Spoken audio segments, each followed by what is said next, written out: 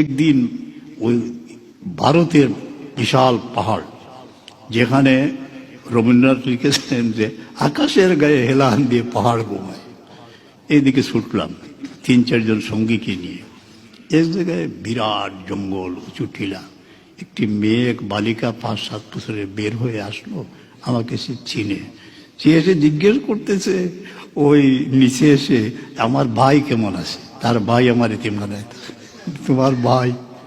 বলে তোমার ভাই ভালো আছে, যে মা বলছেন আপনি একবার আমাদের ঘরে আসবেন। অনেকেই বাধা দিলেন যে এত বড় পাহাড় পর্বত উঠবে কিভাবে। আস্তে আস্তে এই মেয়েটি আমার সামনে, এবং এই অনেক ছোট্ট শিশু দেখেছি, এমন চেহারা কমই দেখেছি, কিছু কাদামাখা সেরা একটা জামা গায়ের মধ্যে, আর কি যেন বলতে চায় ওধরে ভাষা নেই, অনেক কিছু। আমার হাত ধরলো, সেখানে উপরে উঠলাম, একটা চাটাই নিয়ে আসলো। সেই চাটাইয়ের মধ্যে চিহ্ন রয়েছে তার মা জননী সেজদা করেন। আমি বলে এইটাতে বসবো না। তখন আরেকটা চাটাই ভাঙ্গা, বলে এইটাতে আমার মা রাত্রি যাপন করেন। সেখানে বসলাম। এমন মাহফিল, তাই আল্লাহ রব্বে করিমের দরবারে দোয়া করি, আল্লাহ আমাদের দাম্ভিক মস্তককে নধু করে দাও, প্রিয় জন্মভূমির দুঃখী মানুষের সাথে মাটির আসনে বলার তৌফিক দাও। খুব খুশি আমি।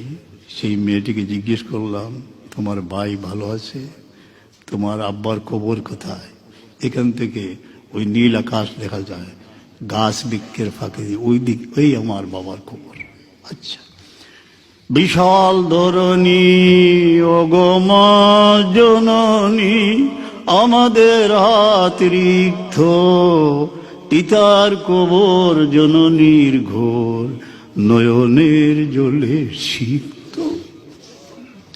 মা পর্দার আড়াল থেকে একটি আবদার রাখলেন যে আমার ঘরটা ভেঙে গেছে, অনেক চেষ্টা করেও আমার স্বামী ঘরটি তৈরি করতে পারেন নাই।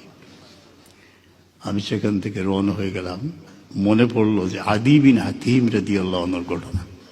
তার নিজের ইচ্ছা বর্ণনা করতেছেন, যখন তিনি রহমতুল্লাহের সামনে আসলেন, হাত ধরে হুজরার দিকে রওনা হলেন। পথিমধ্যে এক বিধবা এবং ছোট ছোট বাচ্চাদের নিয়ে রসুলে পাক সালামের নিকট আবেদন করলেন। হুজুরে পাক সালাম আদিকে এখানে দাঁড়িয়ে বললেন, তুমি এখানে দাঁড়াও।